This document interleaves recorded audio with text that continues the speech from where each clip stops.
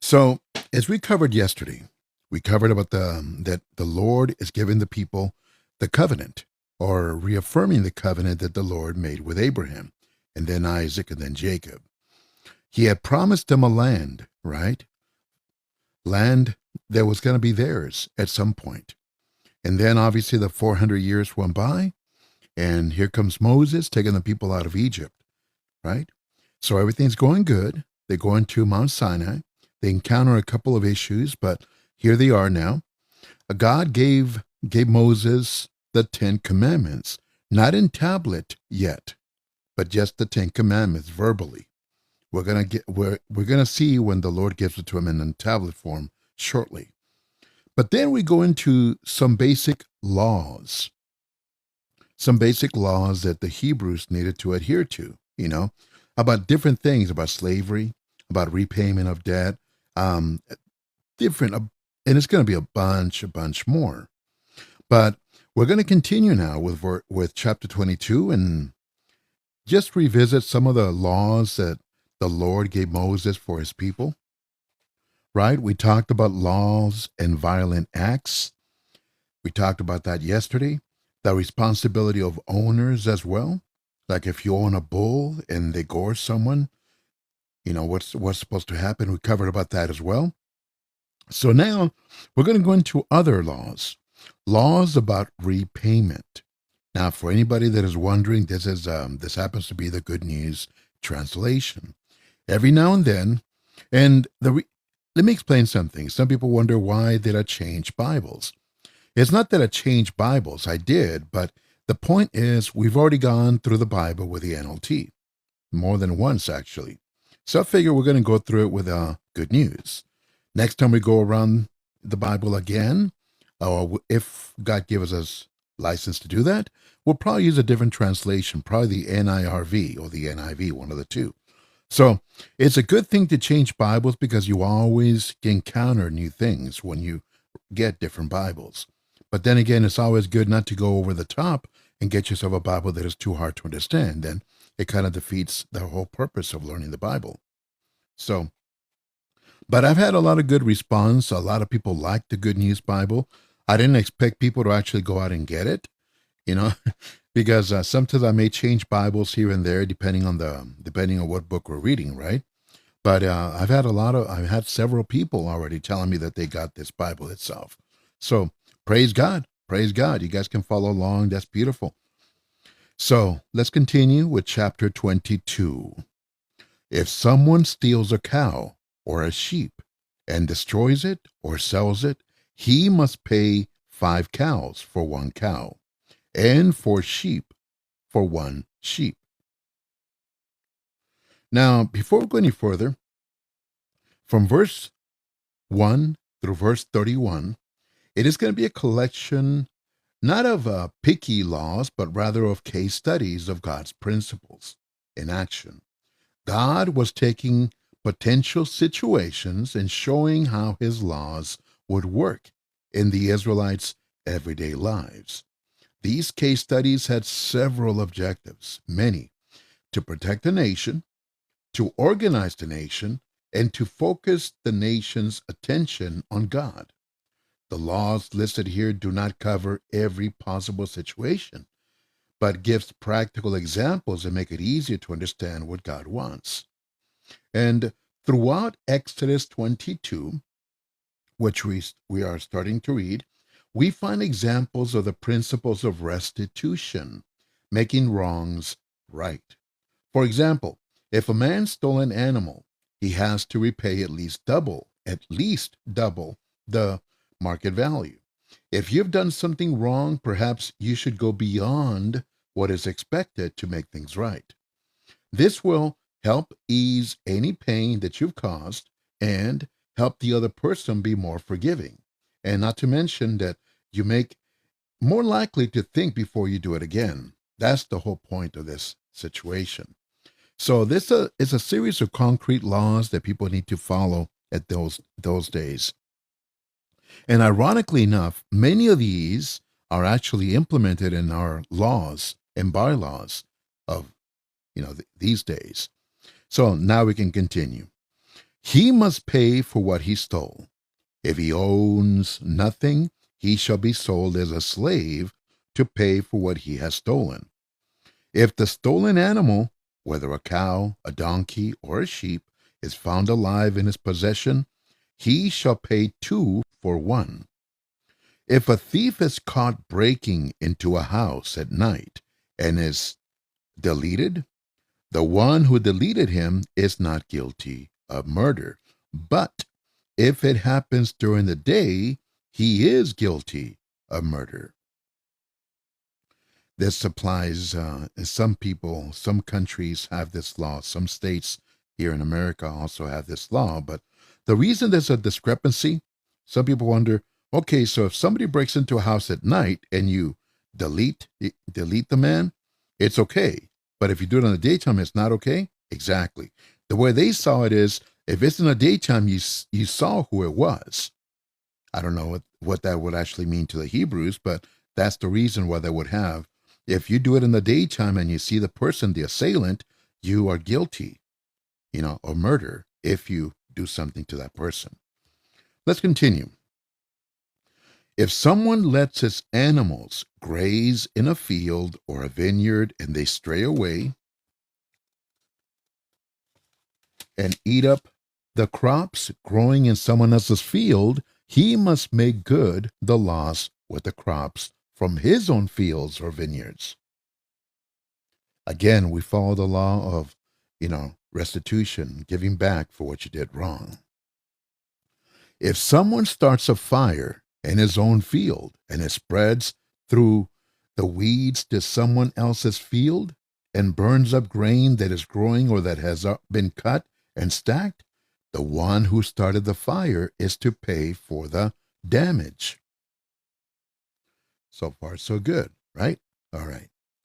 If anyone agrees to keep someone else's money or other valuables for him, and they're stolen from his house, the thief, if found, shall repay double.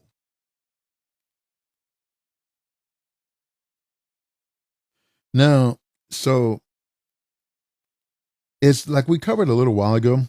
Sometimes you pay double, sometimes you pay four, sometimes even five, depending on the object, of course. It makes you wonder, how do you know? Like, what if you stole?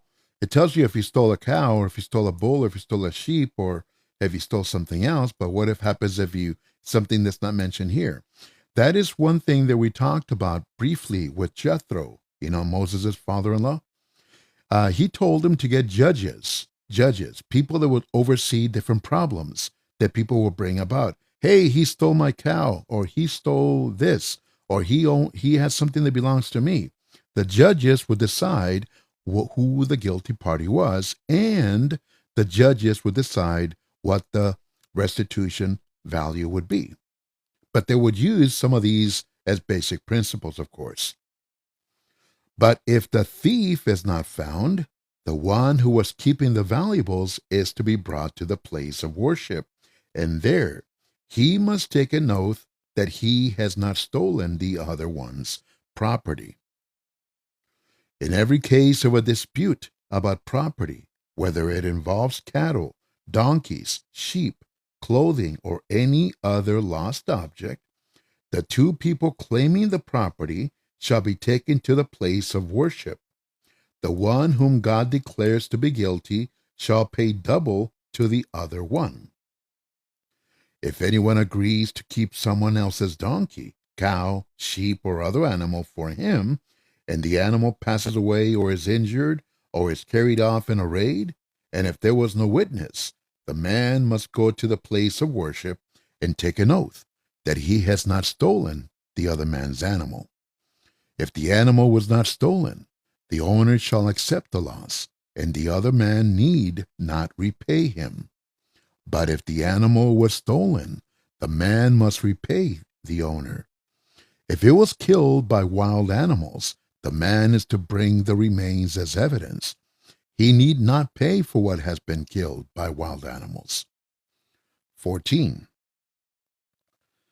Okay. If anyone borrows an animal from someone else and it is injured or dies when its owner is not present, he must pay for it.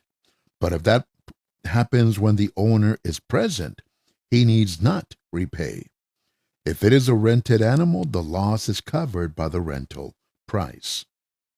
Moral and religious laws. So now we're moving to these. Verse 16. If a man seduces a virgin who is not engaged, he must pay the bride price for her and marry her. But if her father refuses to let him marry her, he must pay the father a sum of money equal to the bride price for a virgin. 18. Put to death any woman who practices magic. 19. Put to death any man who has relations with an animal. 20. Condemn to death anyone who offers sacrifices to any god except to me, the Lord. Now, going here, put to death any woman who practices magic. Now, of course, what happens if the person is a man? But why did God's law speak so strongly against sorcery? You know, put to death any woman who practices magic. This is also, by the way, in Leviticus chapter 19, verse 31, Leviticus chapter 20, verse 6, and verse 27. It is also spoken about in Deuteronomy 18, verse 10 through 12. Now, sorcery was punishable by death because it was a crime against God himself.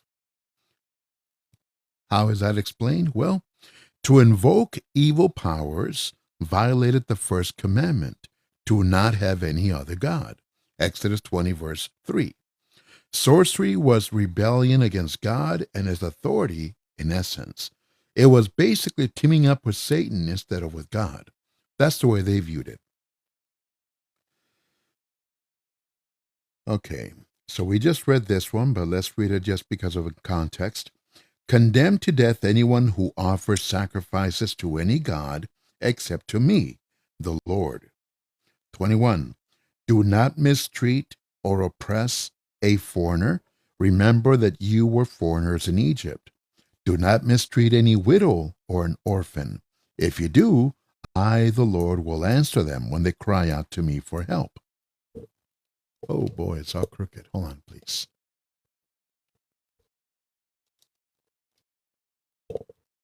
There you go, a little better. 24. And I will become angry and destroy you in war. Your wives will become widows, and your children will be fatherless. So, God had told the Israelites not to treat foreigners unfairly because they themselves were once foreigners in Egypt. It is not easy coming into a new environment where you feel alone and out of place. That's the way they saw it. Now, so the question here is, do these things still apply to them? They are actually part of the 613 laws that Moses gave the Israelites. So, because somebody was asking me a question yesterday, if the Israelites still obey these laws, they really are technically are supposed to if they are Israelites. Let's continue. If you lend money to any of my people who are poor, do not act like a moneylender and require him to pay interest. 26. If you take someone's cloak as a pledge that he will pay you, you must give it back to him before the sun sets. So, the Hebrew law code is noted for its fairness and social responsibility towards the poor. God insisted that the poor and powerless be well treated and given the chance to restore their fortunes. By giving money to aid those in need, helping them, defending them, and showing concern for them, they are reflecting the love and care God has shown to each of them. Now, we just read verse 26. If you take someone's cloak as a pledge that he will pay you, you must give it back to him before the sun sets. Why do you think the law insists on returning a person's cloak by evening? For many people in Israel, see, once again, it's Israel. For many people in Israel, their cloak was one of their most valuable possessions. Making clothing was difficult and time consuming. So, as a result, cloaks were expensive, and most people owned only one. A person's cloak was used as a blanket, a sack to carry things in, a place to sit, a pledge for a debt, and of course, as clothing. Let's continue. 27. Because it is the only covering he has to keep him warm. What else can he sleep in? When he cries out to me for help, I will answer him because I am merciful. 28. Do not speak evil of God, and do not curse a leader of your people. Give me the offerings from your grain, your wine, and your olive oil when they are due. Give me your firstborn sons. That's 29. The Israelites were to be prompt in giving God their offerings and not hold anything back. The first of the harvest was to be dedicated to him. Since God does not send payment overdue notices, it is easy to take care of other financial responsibilities while letting our gifts to him slide. Giving to God first, out of what he has allowed you to have, demonstrate that he has first priority in your life. Okay, let's continue. 30. Give me the firstborn of your cattle and your sheep. Let the firstborn male stay with his mother for 7 days, and on the 8th day offer it to me. This right here is a beautiful little thing that even God is considerate of animals. Let the baby stay with the mother for 7 days, an animal. 31. If you are my people, you are my people, so you must not eat the meat of any animal that has been destroyed by wild animals. Instead, give it to the dogs. 23. Justice and fairness. Do not spread false rumors, and do not help a guilty person by giving false testimony. Don't lie, in other words. Making up or spreading false rumors was strictly forbidden by God. Gossip, slander, and false witnessing would undermine families. It would strain neighborhood cooperation and make chaos of the justice system. Destructive gossip actually still causes problems nowadays. Even if you do not initiate a lie, you become responsible if you pass it along. Do not circulate rumors. Stop them. Squelch them. Stop them in their tracks, if you will. Verse 2. Do not follow the majority when they do wrong or when they give testimony that perverts justice. Do not show partiality to a poor person at his trial. Now, justice is often perverted in favor of the rich. Here, the people are warned against twisting justice in favor of the poor. Justice should be impartial, right? Even, treating rich and poor alike. Giving special privilege to either rich or poor only makes justice for everyone more unlikely. Withstand the pressure of the crowd to sway your decision about a person. Let the fairness God shows to teach us to guide your judgment. Let's continue. Verse 4.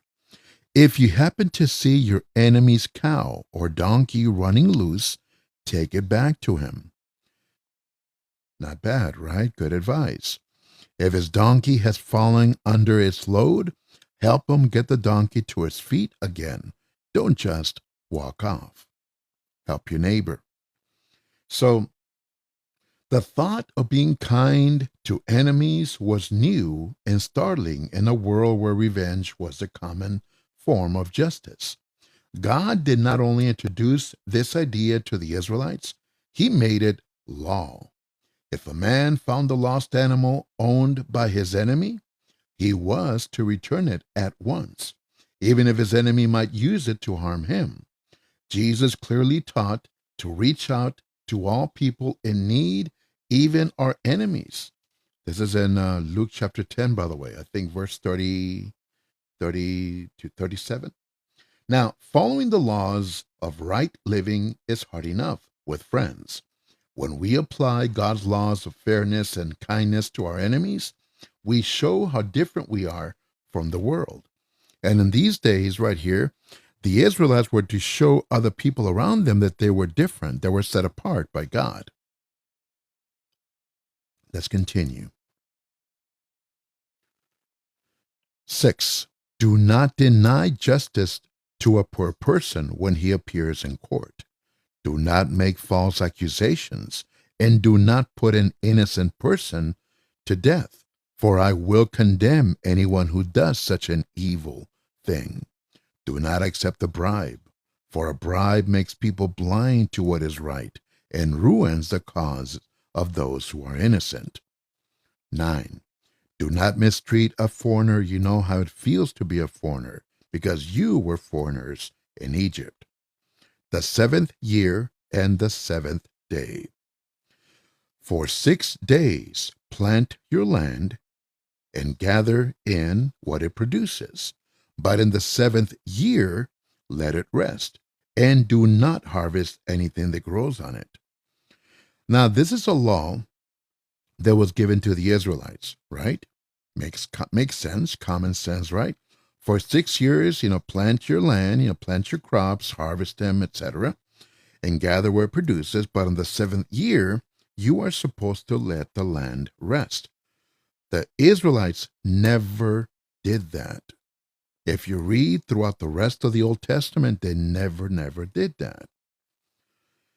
And it comes to find out that when they actually read the law in the book of 2 Kings, and they actually reread this law, they were aghast. They were like, what? We never obeyed hardly a lot of these laws. We didn't obey them because they had just perverted their whole way of thinking by worshiping and hanging out with the Canaanites and mixing with them. God told them, and we're going to read about that soon, that God told them, do not associate with these people. There is a different nation. Don't associate with them. Don't mix with them. Don't do business with them. In fact, destroy them, every single one of them. But they decided to hang out with them and intermingle with them and procreate with them, and that was one of the biggest downfalls because they started worshiping their gods. Let's continue. The poor may eat what grows there, and the wild animals can have what is left. There you go. Do the same with your vineyards and your olive trees. Work 6 days a week, but do not work on the 7th day, so that your slaves and the foreigners who work for you, and even your animals, can rest. Listen to everything that I, the Lord, have said to you. Do not pray to other gods. Do not even mention their names. 14. The 3 great festivals. So here we go. Celebrate 3 festivals a year to honor me. In the month of Abib, the month in which you left Egypt, celebrate the festival of unleavened bread in the way that I commanded you. Remember, this is around the time of Passover. Do not eat any bread made with yeast during the 7 days of this festival. Never come to worship me without bringing an offering. Celebrate the harvest festival when you begin to harvest your crops. This is the second one. Celebrate the festival of shelters in the autumn when you gather the fruit from your vineyards and orchards. Every year at these 3 festivals, all your men must come to worship me, the Lord your God. Now, these are, of course, the 3 festivals that men were supposed to celebrate and commemorate. They would have to go to the temple or to the tabernacle. Now, There's a little discrepancy here. Obviously, the Lord was telling these people that were right there with him, with Moses, right? 2 to 3 million people. Okay. We're going to start reading in chapter 25 of Exodus, how the Lord tells them to build the ark and then the tabernacle and then a bunch of other stuff they're going to start building so that the Lord can travel with them in the tabernacle, right? Okay. Now, here's the situation. The people were supposed to celebrate these three festivals at once a year, these three. Obviously, with Passover comes the festival of unleavened bread. No problem there, right? Then you had to celebrate the harvest festival when you began to harvest your crops. Give God your first, right? Then the festival of shelters in the autumn. This is another festival having to do with crops, but also having to do with the festival of shelters. What does that mean? For a period of time, they were supposed to make makeshift tents or any place that they can actually, camp out, if you will, for a period of time to basically commemorate the time that they were in the wilderness with Moses. The time that we're talking about right here, right now. So it was pretty easy back then because they're going to start building the tabernacle pretty soon. And so they don't have to go far. They have to simply just go to the right there. It's right there in their same area. However, when they reached the promised land and they had the tabernacle in different places, like for example in Shiloh, right? And then eventually went down to Jerusalem at some point. The people, no matter where they were from, no matter where they where they lived, whether it be all the way up north in Dan, or all the way south in Beersheba, or all the way west by the Mediterranean Sea, or all the way east by the Euphrates River, it didn't matter. You would have to go to wherever the temple was, or the tabernacle, when the temple was not built yet. And that caused problems because they would have to travel a long way. Here, it didn't really matter to them. So let's continue. Do not offer bread made with yeast when you sacrifice an animal to me. The fat of animals sacrificed to me during these festivals is not to be left until the following morning. Why did God's law speak so strongly, about this? Well, there's a few things, a few details that the Lord tells his people to obey when it comes to sacrificing. And you're going to read later that the Lord loves the smell of the sacrifices, right? Not that the Lord eats the sacrifice himself. No, he loves the idea that somebody's worshiping him and offering a sacrifice. And then the Levite priests were supposed to eat the meal. But nevertheless, he explicitly tells people the fat of animals sacrificed to me during these festivals is not to be left until the following morning. The Lord has his reasons, I'm pretty sure. Now, let's continue. 19. Each year brings to the house of the Lord your God the first grain and your harvest. I'm going to repeat this. Each year bring to the house of the Lord your God the first grain that you harvest. At harvest time, the people were to bring the very best of their first harvest. This showed that they were offering their best to God, not the leftovers. Remember Cain and Abel? That was a problem with Cain and Abel. Today, we can do the same by giving our churches a percentage of each paycheck as we receive it.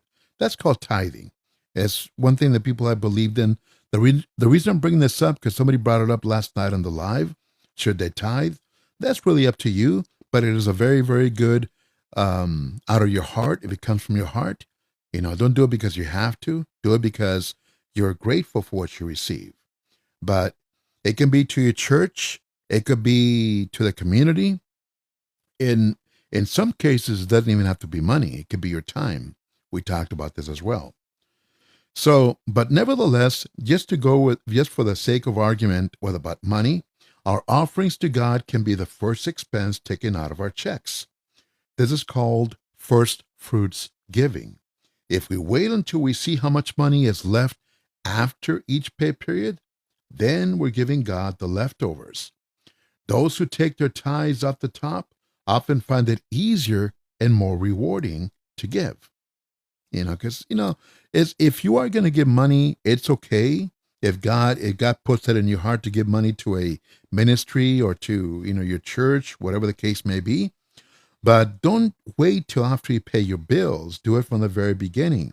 It's basically having faith in God that God will provide. That's what that is. Let's continue.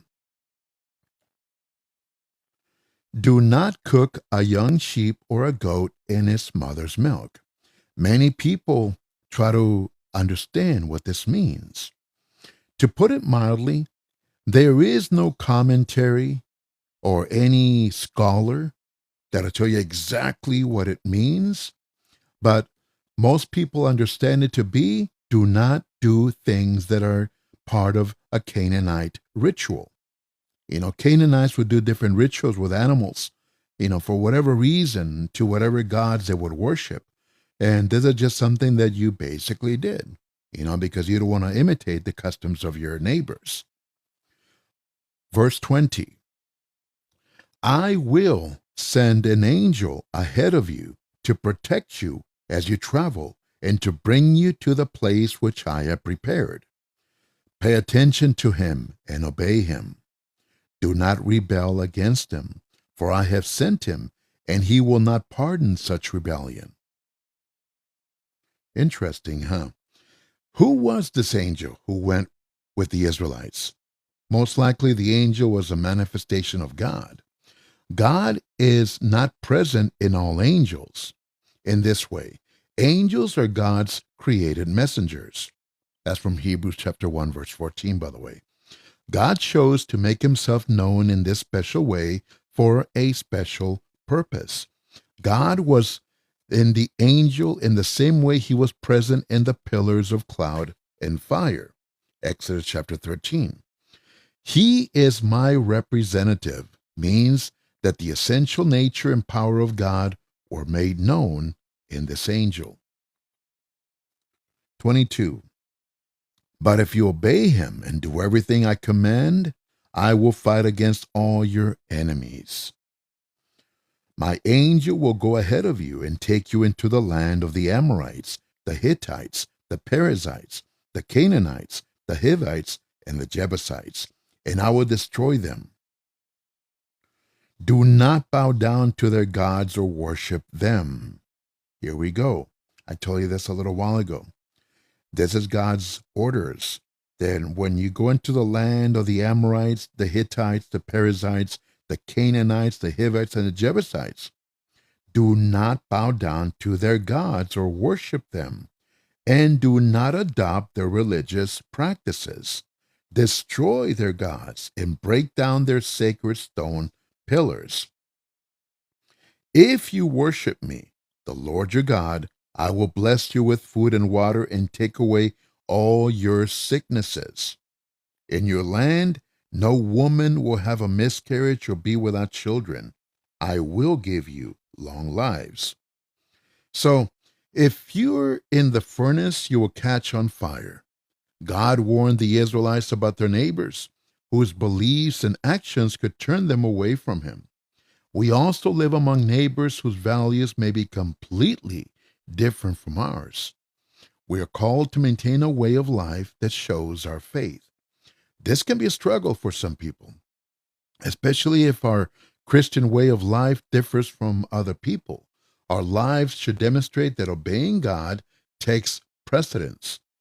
And ours is most important, is what I'm trying to say, over conforming to how our neighbors live. God's word, not society, dictates how we should live. Let's continue. 26. In your land, no woman will have a miscarriage or be without children. I will give you long lives. 27. I will make, hold on a second, here we go. I will make the people who oppose you afraid of me. Interesting here, huh? Afraid of me. I will bring confusion among the people against whom you fight, and I will make all your enemies turn and run from you. I will throw your enemies into panic. I will drive out the Hivites, the Canaanites, and the Hittites as you advance. I will not drive them out within a year's time. If I did, the land will become deserted and the wild animals will be too many for you. So it was supposed to be like a process, little by little. Not all of God's solutions are instantaneous, is what we're trying to explain here, nor do delays justify inaction. In this case, God's cause would require constant cooperation, persistence, and efforts by the Israelites. As we obediently respond to God's work in our lives, we should remember that success will come step by step. 30. Instead, I will drive them out little by little until there are enough of you to take possession of the land. I will make the borders of your land extend from the Gulf of Aqaba to the Mediterranean Sea, and from the desert to the Euphrates River. I will give you power over the inhabitants of the land, and you will drive them out as you advance. Do not make any agreement with them or with their gods. Do not let those people live in your country. If you do, they will make you sin against me. If you worship their gods, it will be a fatal trap for you. God continually warned the people to avoid false religions and false gods. In Egypt, they had been surrounded by idols and sorcerers. But leaving that land did not mean they were free from pagan religion influences. The land of Canaan was just as infested with idol worship as Egypt had been. God knew his people needed extra strength, so he continually emphasized guarding against the influence of pagan religions in that area that they will be traveling to. Okay. 24. The covenant is sealed. The Lord said to Moses, come up the mountain to me, you and Aaron, Nadab, Abihu, and 70 of the leaders of Israel. And while you are still some distance away, bow down in worship. You alone and none of the others are to come near me. The people are not even to come up the mountain. Interesting here, huh? Now, this is a foreshadowing of something important. What we see here. Remember, God told everybody to stay at the foot of the mountain, right? And even right here, the people are not even to come up the mountain. But then we have a few people here. We have Moses, Aaron, Nadab, Abihu, and 70 of the leaders of Israel. That's not that many. That's not that many because remember, there's 2 to 3 million people down there. But this is a foreshadowing of the temple and the tabernacle. I don't know if you understand that. When you had the tabernacle, which we're going to talk about in a few chapters, and when they start building the tabernacle and they do sacrifices to the Lord will actually be living with them on top of the Ark of the Covenant. It's something called the mercy seat, right? Now, the law is going to say that you can take your animal for sacrifice if you sinned to the priests right at the entrance of the tabernacle, right? The tent. The priests are the only people allowed to be inside the actual tabernacle. So you would not be able to go in there. It doesn't matter if you're Israelite or not. You could not go in there with the priests. You could not do that. That you would have to, like, given the animal, they would sacrifice it for you. The priest would, right? So this signifies these people, Aaron, who of course was a Levite, Nadab, Abihu, and 70 of the leaders of Israel, were only supposed to go halfway. Only Moses, you alone, verse 2, you alone and none of the others are to come near me. So in the tabernacle and the temple, only the high priest was allowed to go in and talk to God once a year. Once a year, if you recall that.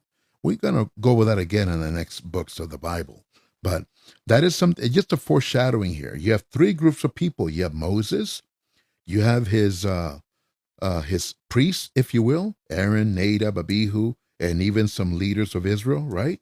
They can't go where God is. They're going to be able to see him in a little bit, but from the bottom up. And the rest of the people cannot even go near the mountain. So let's continue. Moses went and told the people all the Lord's commands and all the ordinances. And all the people answered together, "We will do everything that the Lord has said." Moses wrote down all the Lord's commands. Early the next morning, he built an altar at the foot of the mountain and set up 12 stones, one for each of the 12 tribes of Israel.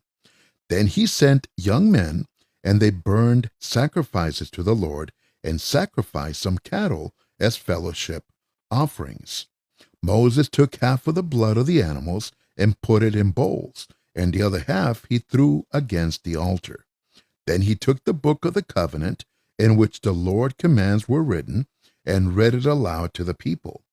They said, "We will obey the Lord and do everything that he has commanded." Then Moses took the blood in the bowls and threw it on the people. He said, "This is the blood that seals the covenant which the Lord made with you when he gave all these commands." To understand this unusual covenant ratification ceremony, we need to understand the Bible's view of sin and forgiveness. God is the sovereign judge of the universe. He is absolutely holy. As the holy judge of all, he condemns sin and judges it worthy of death. In the Old Testament, God accepted the death of an animal as a substitute for the sinner. The animal's shed blood was proof that one life had been given for another. So, on the one hand, blood symbolized the death of the animal, but on the other hand, it symbolized the life that was spared as a result. Of course, the death of the animal that brought forgiveness in Old Testament was only a temporary provision, looking forward to the death of Jesus Christ. And that's in Hebrews chapter 9 through 10. So, in the ceremony described here, Moses sprinkled half the blood from the sacrificed animal on the altar to show that the sinful people could once again approach God because something had died in their place. He sprinkled the other half of the blood on the people to show that the penalty for their sin had been paid and they could be reunited with God. Through this symbolic act, God promised to Israel where it was affirmed, and lessons are taught to us about the sacrificial death atonement of Jesus Christ. Some people wonder about that. Okay, let's continue. Moses, Aaron, Nadab, Abihu, and 70 of the leaders of Israel went up the mountain, and they saw the God of Israel. This is beautiful. Beneath his feet in what looked like a pavement of sapphire, as blue as the sky. Some translation says, hold on. Rudy, Alexa, here is your reminder. Stop. Some translations call it blue lapis lazuli. It's a form of blue. God did not harm these leading men of Israel. They saw God, and then they ate and drank together. The Lord said to Moses, "Come up the mountain to me." See, they got like a close enough view of God from the bottom up. But now God calls Moses himself to come see him.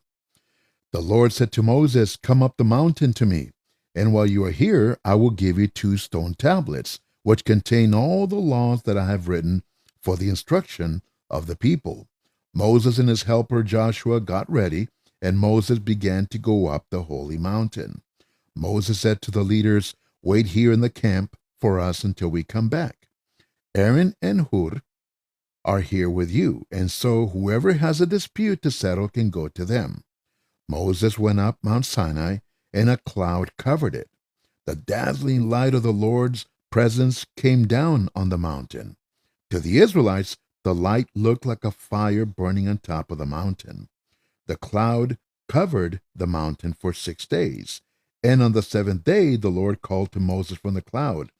Moses went on up to the mountain in the cloud. Then he stayed for 40 days and 40 nights. Amen. Beautiful story. Beautiful story. Hold on a second.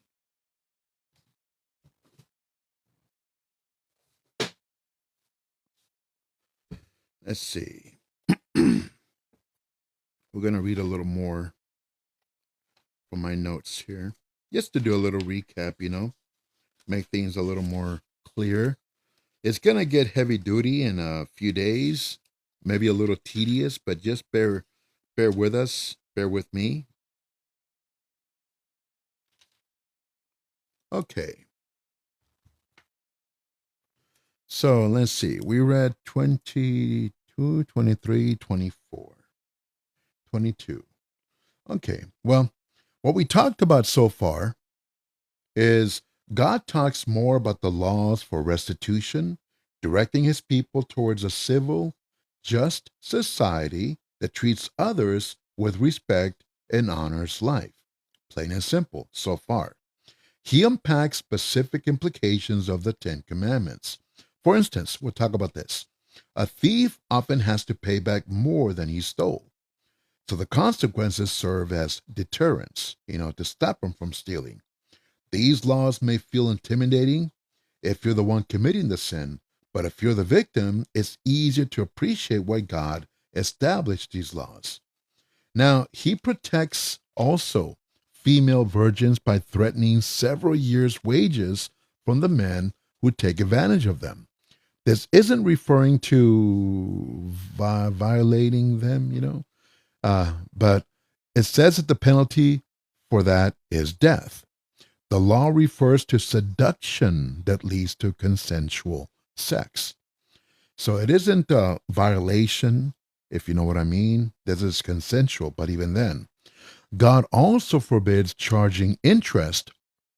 Most interest rates in those days started at 25%. Yes, started at 25%. But guess who borrows money? The needy. God says it's cruel to increase the burdens of one of his needy kids. Instead, he emphasizes compassion towards the poor. He says to care for travelers, for widows and orphans. He shows special attention to the most vulnerable. He teaches his people to love each other and not exploit each other. Don't take advantage of each other. They have a lot to unlearn about behavior. They've been in Egypt for a long time. Then he addresses sorcery. Like the divination we've seen before, God takes it seriously. It's punishable by death. These practices engage with spirits for guidance and power, spirits who are not on God's team. When people seek answers from the enemy instead of God, it's not only idolatry, it's treason against the kingdom of light. God orders death for anyone who practices this or lures people into that web of wickedness. He aims to protect his people from the enemy's subtle deception. Then we talked about he's very attentive to the enemy's tactics when it comes to the land that he's giving his children. He says to break the stone pillars the pagans have set up and drive out anyone who worships other gods. In fact, he'll even do some of that driving out on his own. It's important to note that this distinction has nothing to do with race, but it has everything to do with idolatry. We know this because travelers are welcomed, but those who worship other gods are not. Simple as that. Now, he also ordains 3 festivals. Feasts, some people call them. They serve as reminders of his provision. We've seen the Feast of Unleavened Bread before with Passover, remember? And today we see the Feast of Harvest and the Feast of Booths or Tabernacle, the booths.